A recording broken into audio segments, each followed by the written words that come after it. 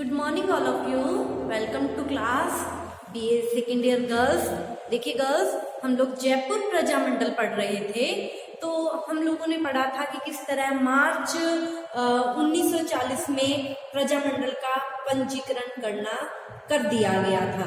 ठीक है, उसके बाद प्रजामंडल ने अपनी सभाएं करना और जुलूस निकालना शुरू कर दिया। ठीक है, तो अब क्या हुआ, 25 मई 1940 को जमुनालाल बजाज के नेतृत्व में प्रजामंडल का अधिवेशन हुआ।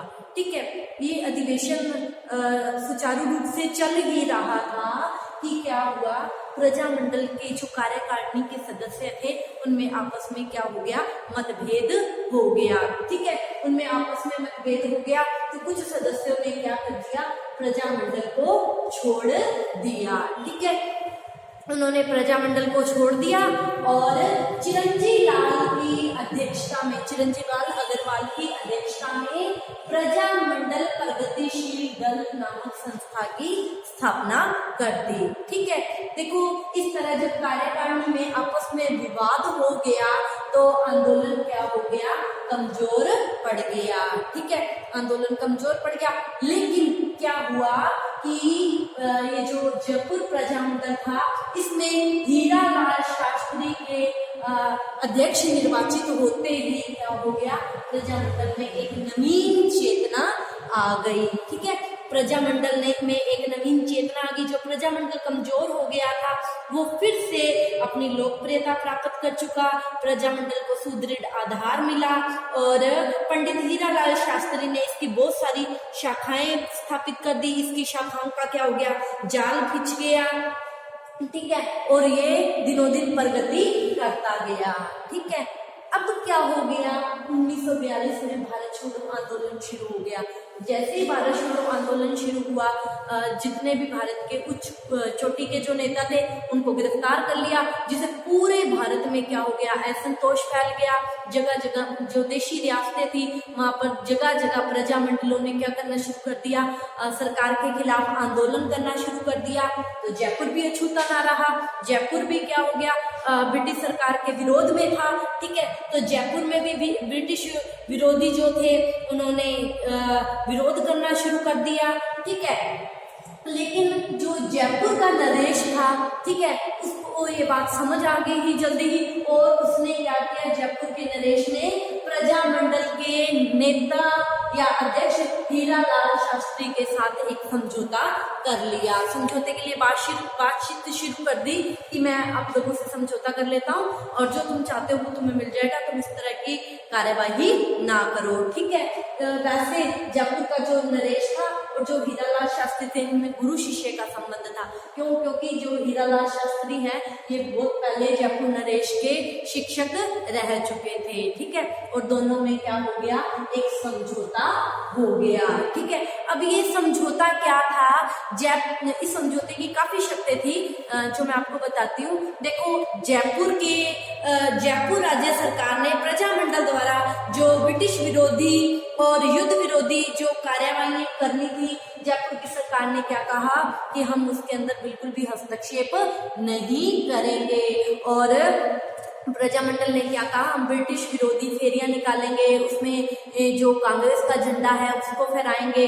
तो सरकार ने इसके लिए भी क्या दे दी, छूट दे दी। ठीक है, और प्रजामंडल ने ये भी कहा कि जयपुर नरेश ब्रिटिश लोगों को सहायता देने के लिए ना तो जयपुर से धन भेजेगा और ना ही लोगों को सहायता के लिए भेजेगा। तो जयपुर नरेश ने ये बात भी स्वीकार कर ली और जयपुर प्रजामंडल की ये बात भी महाराजा ने स्वीकार कर ली कि महाराजा ने ये कहा कि शीघ्र ही उत्तरदायी शासन स्थापना की ओर कदम बढ़ाया जाएगा।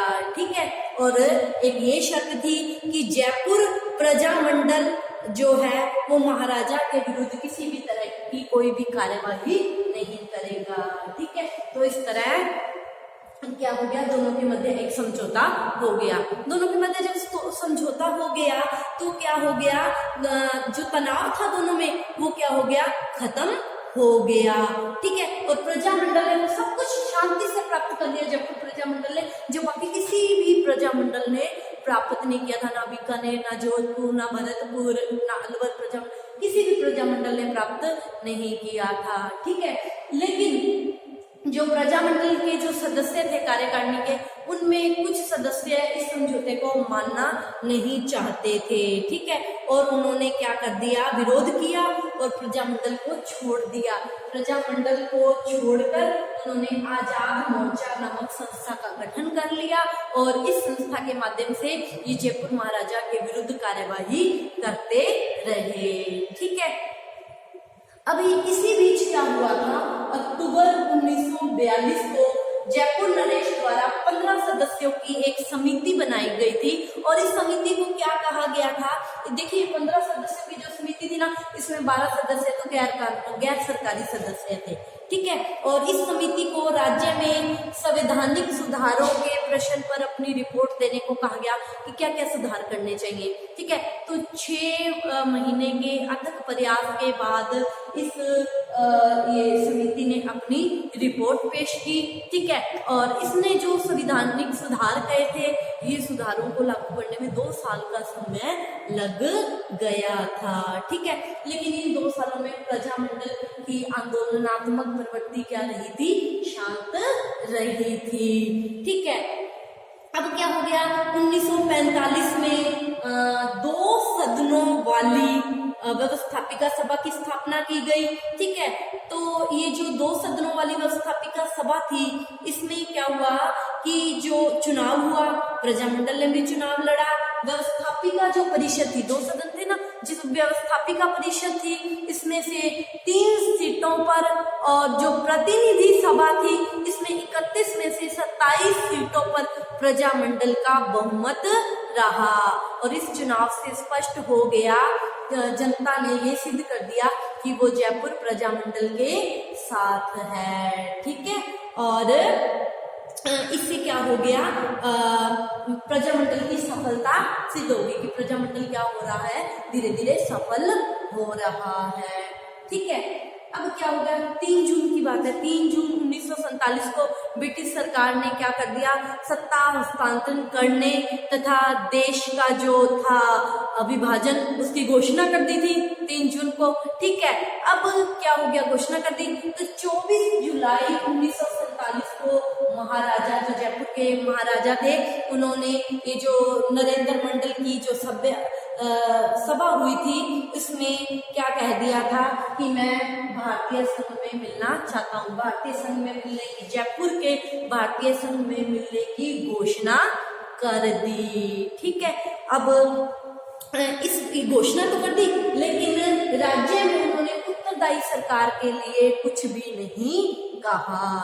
ठीक है, अब क्या हो गया, जो प्रजामंडल था, इसमें जो प्रजामंडल के सदस्य थे, इसके एक ही व्यक्ति को मंत्रिमंडल में शामिल किया गया था। ये जो 2 चुनाव हुए थे, चुनाव में जो 2 सदनों में प्रजामंडल को जो सीटें मिली थी, प्रजामंडल के जो नेता थे, उसमें एक को ही मंत्रिमंडल में सम्मिलित किया गया। ठीक है, लेकिन 27 मार्च 1948 को मंत्रिमंडल का विस्तार हुआ।